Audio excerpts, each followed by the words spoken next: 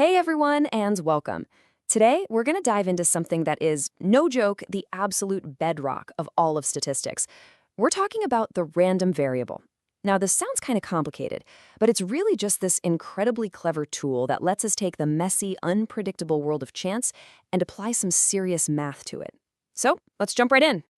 But first, let me ask you something. Think about this. How would you calculate the average of heads and tails? I mean, seriously, you can't, can you? It sounds absurd. You can't just add heads plus tails and divide by 2. And that right there, that highlights a massive problem. The world is full of random stuff happening, but math? Well, math only speaks one language, numbers. So, you see the issue. Before we can do any of the cool stuff in statistics, finding averages, figuring out how spread out our data is, all that jazz, we have got to have a way to translate these real-world outcomes like a coin flip or a dice roll into numbers. We need a translator. And that, my friends, is exactly where the random variable saves the day. It's the perfect bridge. It's what connects the wild, unpredictable world of chance to the nice, orderly, structured world of math. Okay, now listen up, because this is probably the single most important thing to get right. A random variable, it's not a variable like the x you remember from algebra class. No way. It is a function. Think of it like a rule. It's a rule that takes every possible thing that could happen in an experiment, what we call the sample space, and it assigns a number to it. So it takes something like heads and says, okay, you're the number 1 now. There's this old joke in statistics, and it goes like this. A random variable is neither random nor is it a variable. And it's one of those jokes that's funny because it's totally true. It's a function, right? And once the coin has landed, its value isn't random anymore. We know what it is. The name is, I'll admit, super confusing, but the idea behind it, absolutely brilliant. So let's break this down even more. Imagine your random variable, we usually call it a capital letter, like X. Imagine it's a little machine, a mapping machine. Step 1, something random happens. Boom, the coin lands on heads. Step 2, you take that outcome, heads, and you feed it into your machine, X. And step 3, the machine whirs for a second and spits out a number. So maybe our machine's rule says heads equals 1 and tails equals 0. Just like that, we've got numbers. Now we can actually do some math. All right, so now we get what a random variable does, but it turns out they're not all the same. They come in 2 main flavors, and you've got to know the difference. We've got discrete and continuous. Let's dig in. And honestly, the difference between them is pretty simple, but it's also incredibly important. On one hand, you have discrete random variables. These can only take on specific, separate values that you can count. The key question here is how many? On the other hand, you've got continuous random variables. These can take on any value within a range. You literally can't list them all out. For these, the key question is how much? So let's talk discrete for a second. If you flip a coin 3 times, how many heads can you get? Well, you could get 0, 1, 2, or 3. That's it. You can count those possibilities on one hand. What about rolling 7 dice and adding them up? The possible sums go from 7 all the way to 42. Again, totally countable. Heck, even something gigantic, like the number of ants born tomorrow across the entire planet, that's still discrete. Why? Because in theory, you could count them. You can't have half an ant, right? It's 1 or 2 or a billion. They're distinct values. And this is how we can visualize it. For discrete variables, each of those possible outcomes we just talked about has its own specific probability. So for our 3 coin flips, you can see these bars. The chance of getting 0 heads or 3 heads, it's pretty low, just 1 out of 8. But the chance of getting 1 or 2 heads, way higher, 3 out of 8. See how each possible result gets its own neat little bar? That's classic discrete. Okay, let's switch gears to continuous variables. These are almost always things you measure, not things you count. Think about the exact amount of rain we'll get tomorrow. Could it be 1.1 inches? Sure. Could it be 1.11? Yep. What about 1.112? And on forever. Yes, there's an infinite number of possibilities between any 2 values. It's the same for the exact weight of an animal at the zoo, or the winning time in a 100-meter dash down to the millisecond. You just can't count all the possibilities. And this leads to a really wild, kind of mind-bending idea. For a continuous variable, the probability of it being one single exact value is, well, it's 0. Think about it. What are the odds that the rainfall tomorrow will be exactly 1.50000 with infinite zeros after it? It's basically impossible. So instead of asking about one specific point, we ask about a range. We ask, what's the probability the rainfall is between 1 and 2 inches? And that probability is the area under a smooth curve. Okay, so we can turn stuff into numbers, and we can sort them into discrete or continuous piles. Big deal, right? So what? Why should you actually care about any of this? Well, this is the payoff. This is why we do it. Because once we have numbers, we can build something amazing called a probability distribution. It's like a complete map of every possible outcome and its chances. And we can finally go back to that first question and calculate truly meaningful things, like an average, which we call the expected value. So, what is a probability distribution? You can think of it as the complete instruction manual for a random variable. It's the rulebook. It lays out every single possible value the variable could take on and tells you the exact probability of it happening. It's the whole story, all in one place. And with that, we can finally answer that question from the beginning. The average of a random variable has a special name, expected value. But it's not just a simple grade school average. Nope. It's a weighted average. Each possible outcome's value is weighted by how likely it is to happen. It's the true long-run average you'd expect to see if you could repeat the experiment over and over and over again, forever. Let's make this super concrete. Say you've got a basketball player who makes 40% of their shots. If they take 10 shots, how many would you expect them to make? It's really simple math. You just take the number of shots, 10, and multiply it by their success rate, which is 0.40, and you get 4. You'd expect them to make 4 baskets. See? It's simple, it's intuitive, and it's incredibly powerful. Okay, time for a quick huddle. If you're studying for an exam right now, this next part is especially for you. We're going to do a rapid review of the absolute must-know, gotta-have-it facts that are gonna show up on your multiple choice questions. So listen close. First up, the core definitions. Random variable, it's a function. Remember that. It maps outcomes to numbers. Discrete RV, that means countable values. Think 0, 1, 2, 3. Continuous RV, it can take any value in a range. Think measurements. Got it? Lock those definitions in your brain. Next, the rules. For a discrete variable, if you add up the probabilities of every possible outcome, it has to equal 1. For a continuous variable, remember the weird one, the probability of hitting any single exact point is 0. And the total area under its probability curve, that also equals 1. And finally, expected value. What is it? It's the probability weighted average. These are the rules of the game, and these are what you're going to see on your test. So there you have it, the random variable. It's this powerful, essential concept that lets us tame the chaos of uncertainty and describe it with the logic of numbers. It's the foundation for modeling everything from a simple coin toss all the way up to the ridiculously complex movements of the stock market. So I'll leave you with this question. Now that you know how to quantify chance, what's the first unpredictable thing in your life that you're going to try to measure? You ever wonder if you could actually predict the unpredictable? Find some kind of hidden pattern in a coin flip or a roll of the dice, or even something as chaotic as the stock market? Well, turns out you can. Today, we're going to pull back the curtain on probability distributions. This is the incredible tool that lets us literally create a map for randomness itself. So here's our game plan. We're going to start by turning pure chance into actual numbers we can use. Then we'll map out the probabilities for those numbers. After that, we'll explore the 2 totally different worlds that data lives in and meet the famous distributions that rule them. And finally, we'll bring it all home and see why this stuff actually matters in the real world. All right, first things first. Before we can start analyzing all this random stuff, we need a way to translate these unpredictable outcomes into something we can actually work with. And that something is numbers. Okay, let's ground this whole thing with a simple question. Imagine you flip a fair coin 3 times. What are the odds you get exactly 2 heads? Not 1, not 3, but precisely 2. This is the little puzzle we're going to solve together.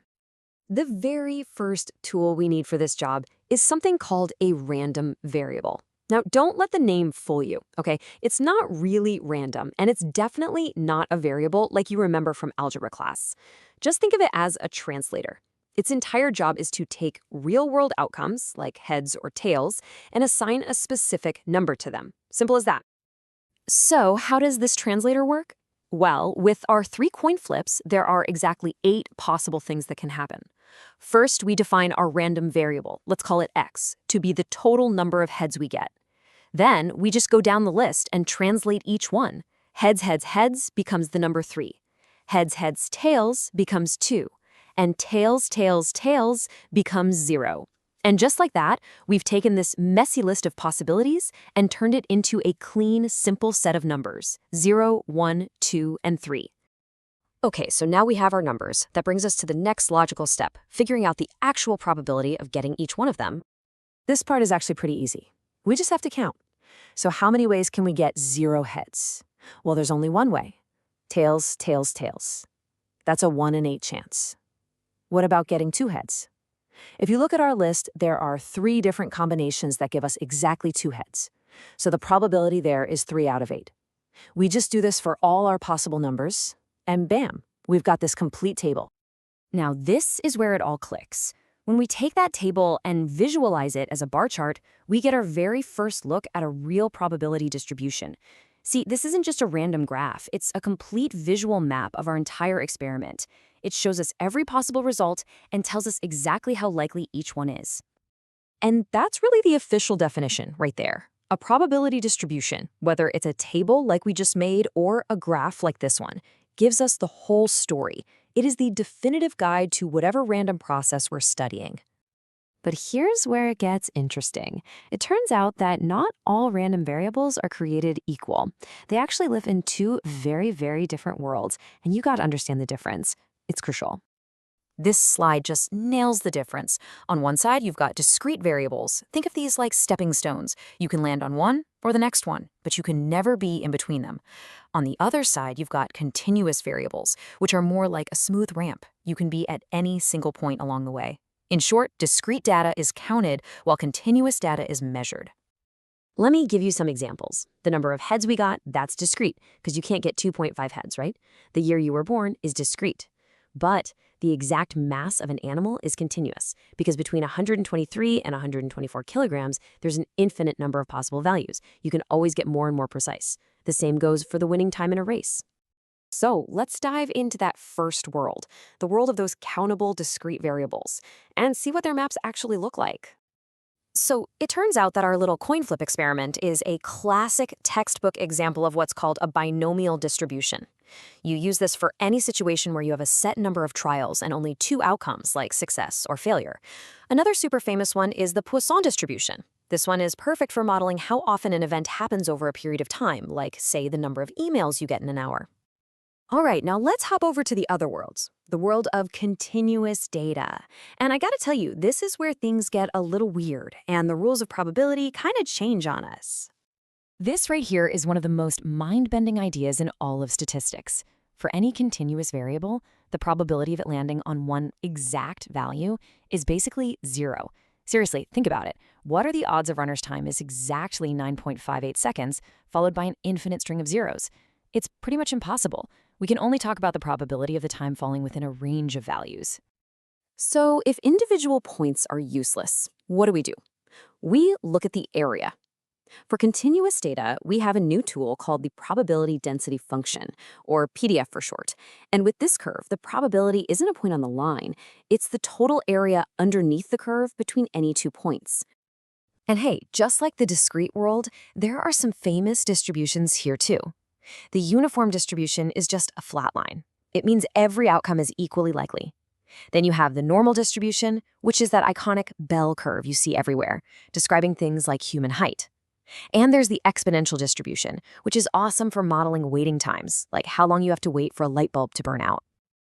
Okay, so we've got these cool maps for both discrete and continuous data. But here's the big question. What can we actually do with them? Why does any of this really matter? Well, one of the most powerful things a distribution lets us calculate is something called the expected value. This is, in a nutshell, the long-run average outcome if you were to repeat an experiment over and over and over again. It's what you can expect to happen on average. And sometimes the math is incredibly easy. For a binomial distribution, the expected value is just n, which is the number of trials, times p, the probability of success. So for a basketball player who takes 10 shots and usually makes 40% of them, we can expect them to make, on average, 4 baskets. It's simple, it's predictable, and it's all thanks to understanding the distribution behind it. When you get right down to it, probability distributions give us a special lens to find order in what looks like pure chaos. They turn randomness into predictable patterns, and they let us calculate what to expect from a really uncertain future. And that makes you wonder, doesn't it? If every random process out there has a hidden map, what parts of our world are just waiting to be charted? Welcome! Today, we're going to demystify 3 of the most important patterns in all of statistics. These are the powerhouse tools that help us model pretty much everything, from the smallest particles to the biggest populations. You know, from coin flips to website traffic, the world can feel pretty chaotic, right? But what's amazing is that underneath all that randomness, there are often these predictable patterns, or what statisticians call distributions. And they give us an incredibly powerful way to understand and even predict what might happen next. Okay, let's dive into this. So let's start with the most fundamental building block of probability. It all comes down to the simple act of counting successes in a fixed number of attempts. I want you to imagine just a single, isolated action that has only 2 possible results. Think about a quality test on something coming off an assembly line. It either passes, which we'll call a success, or it fails. That simple, binary outcome, that's where this whole journey begins. This idea has a name, of course. It's called a Bernoulli trial, named for the mathematician Jacob Bernoulli. And it is the absolute foundation for what we're talking about today. The classic example is a single coin flip. Heads could be a success with some probability p, and tails is a failure. 1 trial, 2 outcomes. Super simple, but you'll see how incredibly powerful it is. So how do we build on this? I mean, what if you don't flip the coin just once? What if a basketball player takes not 1 but 10 free throws? Or what if an engineer needs to test a whole batch of 100 light bulbs? This is where things get really, really interesting. And that's where the binomial distribution steps in. It's the perfect tool for exactly this scenario. It lets us calculate the probability of getting a specific number of successes, say k, in a set number of trials, which we call n. So it could tell us the odds of a baseball player getting exactly 3 hits in 10 at-bats, or that basketball player making exactly 7 out of 10 shots. Now, this is absolutely crucial, especially if you're studying this for an exam. For a situation to be truly binomial, it has to check all 4 of these boxes. The number of trials, n, has to be fixed beforehand. The outcome of one trial can't affect the next. They're independent. You can only have 2 outcomes, success or failure, and the probability of success, p, has to stay the same for every single trial. And check this out. This chart shows what it looks like in action. Let's say a basketball player sinks 70% of their free throws. If they take 6 shots, we can see the probability for each outcome. The most likely result? Making 4 shots, with a probability just over 32%. Making 5 is also pretty likely, but making all 6, well, that's a bit tougher, with a chance just under 12%. So, what's the most likely outcome on average? The expected value? Well, it's this beautifully simple formula. Just the number of trials, n, times the probability of success, p. For our basketball player, that's 6 shots times a 0.7 probability, which comes out to 4.2. So over many, many sets of 6 shots, we'd expect them to average about 4.2 baskets. Okay, so we've got a handle on counting successes in these discrete trials, but what if we're not really counting attempts? What if we're counting how often something just happens over a continuous interval, like during an hour or within a square meter? Right, the binomial distribution is perfect for things like at-bats, where you have a set number of trials. But it doesn't really work for things like, say, the number of phone calls a helpline gets in a minute, or the number of typos in a book. For those scenarios, we're not counting trials, we're counting occurrences over an interval. We're going to need a different tool for that. And that's when we meet the Poisson distribution, named after Simeon Denis Poisson. This distribution is all about the average rate of an event, which we call lambda. So, for example, if a helpline gets an average of 2 calls per minute, the Poisson distribution can tell us the probability of getting exactly 5 calls in the next minute, or maybe even 0 calls. Now, this is where it gets really, really cool. There's a deep connection between these 2 distributions.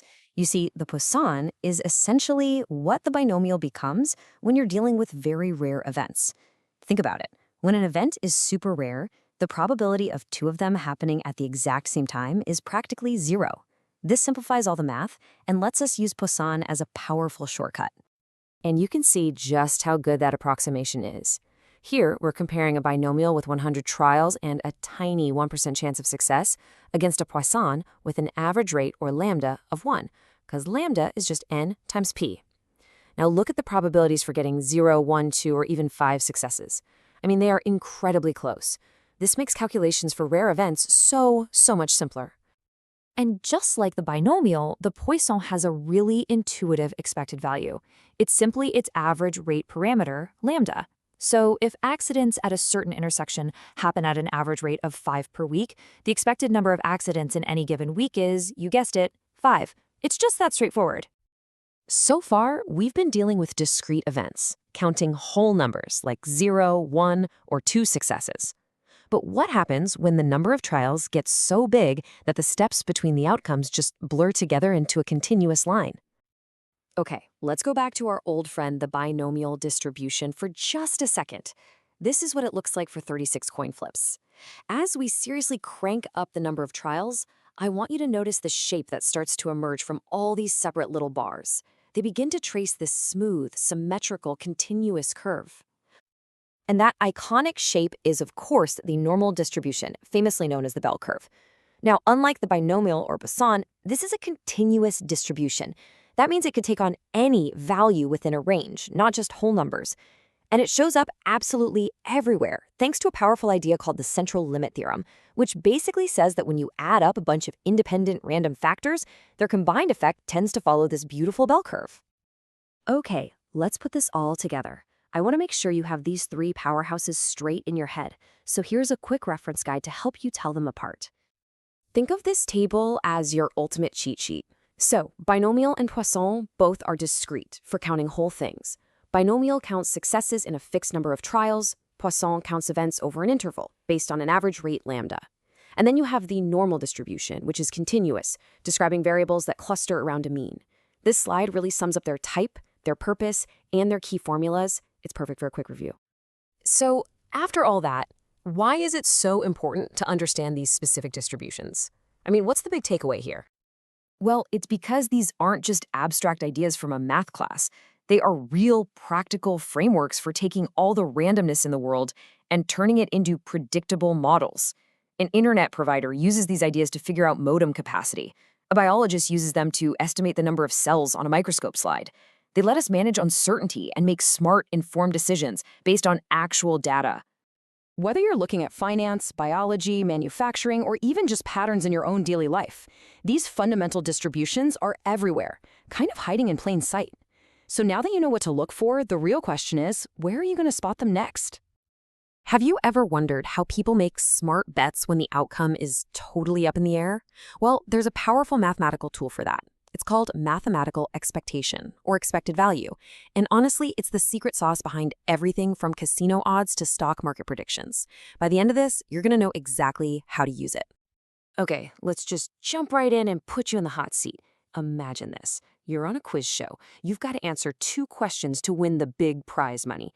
You get to pick the order you answer them in, but here's the catch. Get one wrong, and you walk away with nothing. So what's the smartest way to play? So, here's the deal. Question 1 is the easy one. You've got an 80% chance of nailing it, and it adds a cool $100 to your pot. Question 2? It's tougher. Only a 50-50 shot, but it's worth a whopping $200. The grand prize is the sum of both, $300. So, what do? Do you go for the easy one first to build some momentum, or do you swing for the fences and tackle the big money question right away? Don't worry. By the time we're done here, you'll know the mathematically correct answer, no question. Right, so to solve our little quiz problem, we first need a way to turn these random outcomes, like, getting a question right or wrong, into actual numbers we can work with. And this is where a cool concept called a random variable steps in. So how in the world do you do math with something that's, well, random?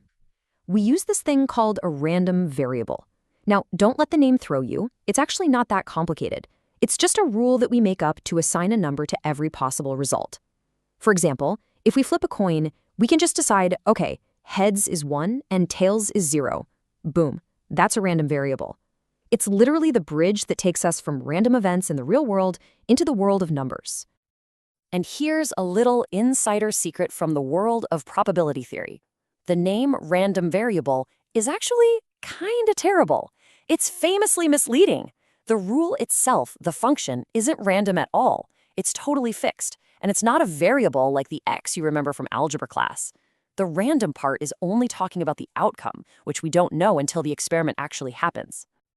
Now, these random variables come in two main flavors. You've got your discrete ones, which can only be specific, countable values. Think about rolling a die. You can only get a 1, 2, 3, 4, 5, or 6, nothing in between. Then you have continuous random variables. These guys can take on any value within a certain range, like the exact temperature tomorrow or someone's precise height. Okay, so now that we can turn outcomes into numbers, things get really interesting. We can start asking some powerful questions, like, on average, what value should we expect to get? This brings us to the absolute core of this explainer, the expected value. The expected value, which we write as e of x, is really just the long-run average of a random variable. I mean, if you could repeat an experiment over and over and over again, like an infinite number of times, and then average out all the results, that number you'd land on, that's the expected value. It's the single best number to summarize what's most likely to happen. Now, this is super important. This isn't just your simple everyday average. No, it's a weighted average. And what are the weights? They're the probabilities. So outcomes that are more likely to happen get a bigger say in the final average, and those rare, long-shot outcomes contribute a lot less. You know, a fantastic way to picture this is to think of a seesaw. Imagine putting weights on the board for each possible outcome, but for the really probable outcomes, you use heavier weights. The expected value is that one perfect spot, the fulcrum, where the entire seesaw would balance perfectly. It's the center of gravity for all the possibilities. So the concept is pretty intuitive, right? Center of gravity, weighted average, it all makes sense. But how do we actually sit down and calculate it? Well, let's break down the engine and see how it works. For discrete random variable, it's actually a pretty simple 4-step recipe. Step 1, list out all the possible numerical outcomes. Step 2, figure out the probability for each of those outcomes. Step 3, for every single outcome, multiply its value by its probability. And finally, step 4, just add up all those products you just calculated. That's it. That final sum is your expected value.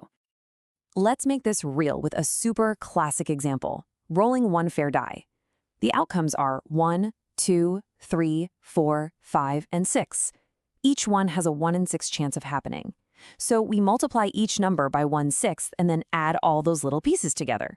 And what do we get? 3.5. But wait a minute, you can't roll a 3.5. And that right there is a key insight. The expected value doesn't have to be one of the possible outcomes.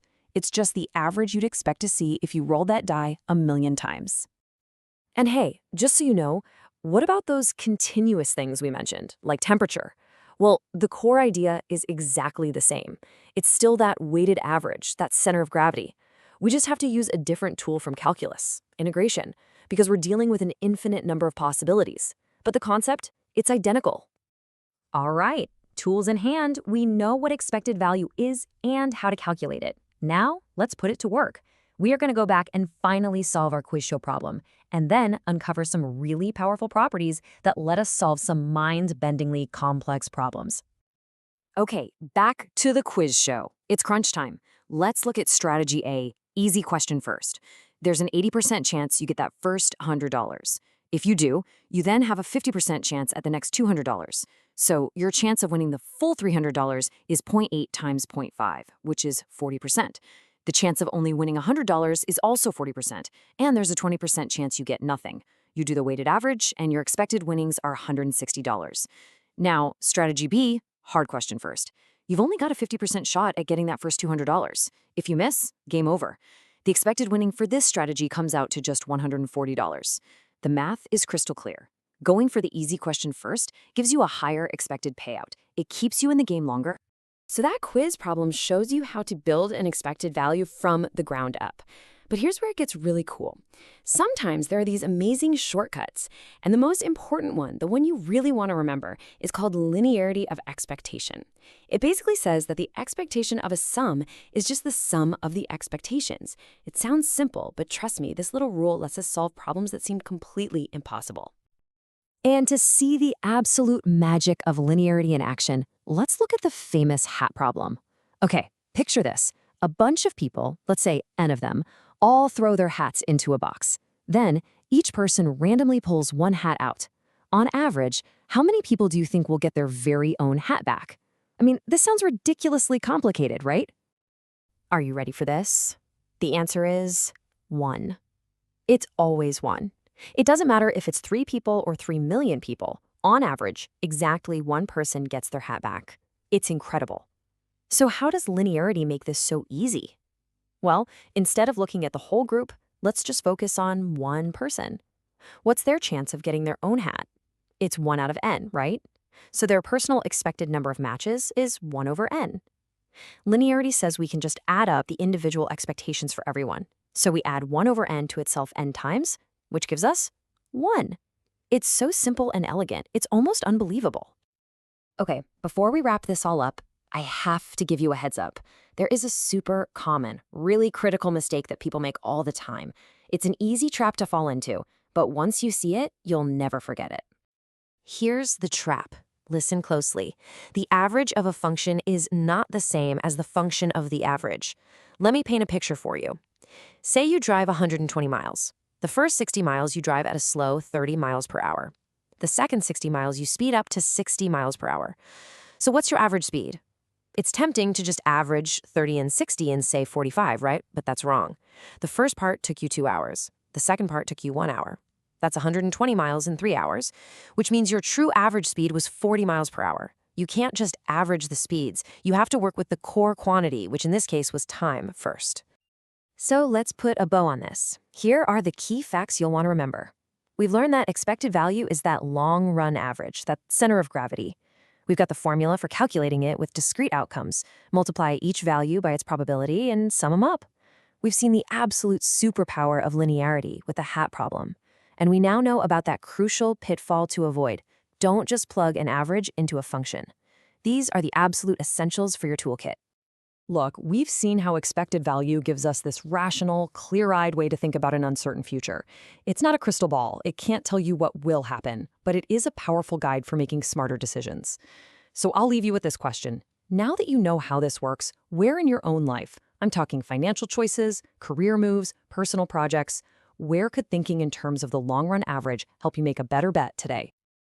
Welcome to The Explainer, where we break down the big ideas. Today, we're tackling one of the absolute cornerstones of probability and statistics, the random variable. All right, let's dive right in. First, we're going to figure out how to turn something like chance into actual numbers. Then, we'll see that uncertainty really comes in 2 main flavors. After that, we'll learn the tools for nailing down probabilities for both types, and we'll wrap it all up with a look at some famous examples you've definitely run into before. Okay, first things first, we need a way to take all the random stuff that happens in the real world, like, whether it's going to rain tomorrow or if a coin will land on heads, and translate it into the language of math. And that's exactly what the random variable is for. I mean, think about it for a second. The outcome of a coin flip is heads or tails. Those are words, right? They're not numbers. So how on earth are you supposed to do any calculations with that? We need some kind of bridge to get from the world of events to the world of numbers. And here is our bridge. There's this old joke in statistics that a random variable is neither random nor a variable, and it's kind of true. The most important thing to get is that it's actually a function. Think of it like a machine. You feed it an outcome, and it spits out a number that we can actually use. Yeah, this is a perfect example. We'll call our random variable x, and it's our function. You feed it a real-world outcome, something like snow, and it just assigns it a number. In this case, 6. The numbers themselves can be totally arbitrary. The important part is just that the mapping is consistent. So, now that we know how to turn outcomes into numbers, it turns out that these numbers really fall into 2 different buckets. And this distinction is, well, it's absolutely crucial because it defines the 2 fundamental types of random variables. The easiest way to think about this is just counting versus measuring. A discrete random variable is something you can count, like the number of heads in 3 coin flips. You can get 0, 1, 2, or 3, but you can't get, say, 1.5 heads. A continuous random variable is something you measure. It can be any value in a given range, like a person's height. Between 5 feet and 6 feet, there's literally an infinite number of possible heights. So, how do we actually assign probabilities to these different types of values? Well, the method is totally different for discrete and continuous variables. Let's start with the one that's a bit more straightforward, the countable, discrete case. For discrete variables, we use a tool called a probability mass function, or PMF for short. And honestly, the name is perfect. It tells you exactly how much probability mass is sitting on each specific individual outcome. It answers the question, what is the probability of getting exactly 2 heads? And you can see that mass perfectly right here. Look, for 2 coin flips, all the probability is piled up on just 3 possible points, getting 0, 1, or 2 heads. There's a 25% chance of getting 0 heads, a big 50% chance of 1 head, and another 25% chance of 2 heads. Everywhere else, 0 probability. All right, now we have to talk about continuous variables. And this is where things get a little weird, a little counterintuitive, but honestly, this is where the really cool stuff happens. We can't use a PMF here, and the reason why is pretty fascinating. Okay, get ready for a concept that might just bend your brain a little. What is the probability that a randomly chosen person is exactly 6 feet tall? I don't mean close to 6 feet, I mean 6.00000 with infinite zeros.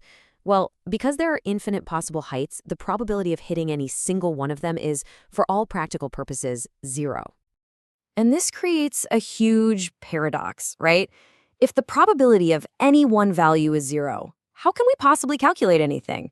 The chance of being exactly 6 feet is 0.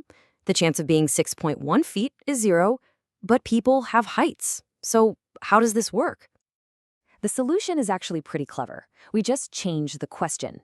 Instead of asking about the probability of an exact point, we start asking about the probability of being in an interval. And for that, we use the probability density function, or PDF. Now here's the key. The height of the PDF curve isn't the probability. It just tells you where the probability is most dense. So this is the big takeaway. For continuous variables, probability is area. We stop asking, what's the probability of being exactly 6 feet tall? And we start asking, what's the probability of being between 5'11 and 6'1? And that probability is just the area under the PDF curve between those 2 points. And that, right there, is why the probability of a single point is 0. A single, infinitely thin line just doesn't have any area. Okay, so that was a lot of theory. Let's make this way more concrete and look at a couple of the most famous probability distributions out there that use these exact tools to make sense of the real world. So first up, we have the absolute workhorse of discrete probability, the binomial distribution. This thing models stuff like, hey, if I shoot 10 free throws and I have a 40% chance of making any one of them, how many baskets should I expect to make? It's simple. The expected value is just n times p, or 10 times 0.4. So 4 shots. Super simple, but incredibly useful. And then, for continuous data, you have the undisputed king of all distributions, the normal distribution. You probably know it as the bell curve. So why is it literally everywhere? Well, it's because of something called the central limit theorem, which basically says that if you add up a whole bunch of different independent random factors, their combined effect is going to look a lot like a normal distribution. It's why things like human height, which are influenced by tons of tiny genetic and environmental factors, follow this pattern so perfectly. Okay, let's just quickly pull all of that together. So remember, a random variable is just a function that turns real-world outcomes into numbers. If those numbers are countable, it's discrete, and we use the PMF to find the probability of an exact value. If those numbers can be anything within a range, it's continuous, and we have to use the PDF to find the probability of being in an interval, which we do by finding the area under the curve. And that leaves us with one last question to chew on. In our everyday lives, we talk about exact measurements all the time, right?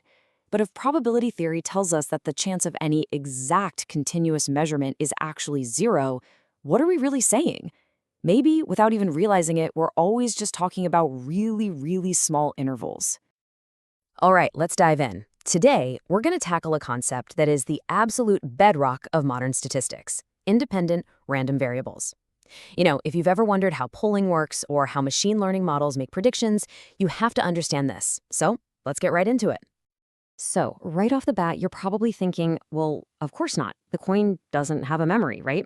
And the cool thing is, probability theory gives us a really precise mathematical language to prove that our gut feeling is spot on. And that's exactly what we're going to break down today. So here's the game plan. We're going to start with the absolute basics. What a random variable even is. Then we'll look at how we describe what it does, see what happens when you bring multiple variables together, and then get to the main event, the real test for independence. We'll wrap up with some super useful properties and talk about why this whole idea is just so important. First things first, before we can even talk about independence, we've got to be super clear on what a random variable actually is. It's the fundamental building block for everything else. It's a bit of a head-scratcher, isn't it? How can it be neither random nor a variable? But what this quote is really getting at is something incredibly important. A random variable isn't just some letter like x in algebra. It's much more specific. It's actually a function. So here's the key idea. Think of a random variable like a translator. It takes all the messy real-world outcomes of some random experiment, like flipping a coin or rolling dice, and it assigns a clean, specific number to each and every one of those outcomes. It's the bridge from reality to the world of math. Okay, let's make this real. Say you toss 3 coins. A random variable, let's call it x, could just be the total number of heads you get. Or if you roll 2 dice, your variable y could be the sum of the 2 numbers. You can even assign numbers to things that aren't numbers to begin with, like the weather. It's how we quantify things that are uncertain. All right, so we've got this rule that assigns numbers to outcomes. But that's only half the story. The next big question is, okay, but how likely is each of those numbers to actually pop up? And that's where probability distributions come into play. Now, this is super important. We got to split things into 2 camps here. We have discrete variables. That's stuff you can count, basically, like the number of heads. And then we have continuous variables, which can be literally any value within a certain range, like someone's exact height. And we use different tools to describe them, a PMF for discrete and a PDF for continuous. To keep things simple and really build our intuition, we're going to focus on the discrete case. The tool for this is the probability mass function, or PMF. The best way to think about it is like a complete rulebook. It tells you the exact probability for every single possible value your variable could take. Simple as that. Okay, this is where it starts to get really, really interesting. This is where we stop looking at just one thing at a time and start looking at 2 or more together. This is how we start to understand relationships between things. So a joint distribution is all about the word and. It answers questions like, what's the probability that the first die is a 4 and the second die is a 6? It tells us the chances of x being some value and y being some other value at the exact same time. It's the key to unlocking this whole idea of independence. All right, and that brings us to the main event. Now that we have all these tools, how do we actually, mathematically, prove that 2 things have absolutely no influence on each other? Let's just start with our gut feeling on this. Independence just means that knowing what happened with variable x gives you absolutely 0 new information, 0 clues about what's going to happen with variable y. And it works both ways. And here it is, the beautiful and kinda elegant way we translate that gut feeling into pure math. 2 variables are independent if the chance of them happening together is just what you get when you multiply their individual chances. That's it. That's the whole test. Okay, so if you're studying for an exam, this is the slide to screenshot. Here's your 4-step playbook. 1. Figure out the individual probabilities for x and y. 2. Multiply them together. 3. Compare that product to their joint probability. And 4. Here's the kicker. If they are equal for every single possible combination of outcomes, then they're independent. If it fails for even one pair, they're not. Okay, so why do we even care? Why go through all that trouble to prove 2 variables are independent? Because once you know they are, a whole bunch of awesome mathematical shortcuts just unlock. Let's look at a couple of key ones. First up, let's talk about expectation. Now, normally you can't just multiply expectations together, but if the variables are independent, boom, you absolutely can. The expectation of their product is the product of their individual expectations. This is a total classic for multiple choice questions, so remember it. And here's another beautiful one. This is huge. For variance, it's all about addition. The variance of the sum of 2 independent variables is just the sum of their variances. It's that easy. Trust me, without independence, the math for this gets way, way messier. All right, you're going to see this acronym, IID, all over the place in statistics. You just have to know it. It stands for independent and identically distributed. It's just a fancy way of saying 2 things. 1, all your samples are independent of each other, and 2, they all come from the exact same source, the same underlying population. Okay, let's pull back for a second for the big picture. Why does this one idea matter so much? Why have we spent all this time on it? Well, as we saw, it makes the math a whole lot easier. But bigger than that, it lets us build models of really complicated things by just understanding their simple, separate parts. And critically, it's the absolute foundation for huge, famous ideas like the law of large numbers and the central limit theorem. Without independence, they just don't work. So really, here's the bottom line. Independence is basically the magic ingredient. It's what gives us permission to take simple little pieces of probability and combine them in powerful ways to understand and predict incredibly complex things in the world around us. Okay, so I'm going to leave you with a little something to think about. We know for a fact that if two variables are independent, their correlation is 0. But does it work in reverse? If you find out the correlation between two things is 0, can you just go ahead and assume they're independent? Something to chew on,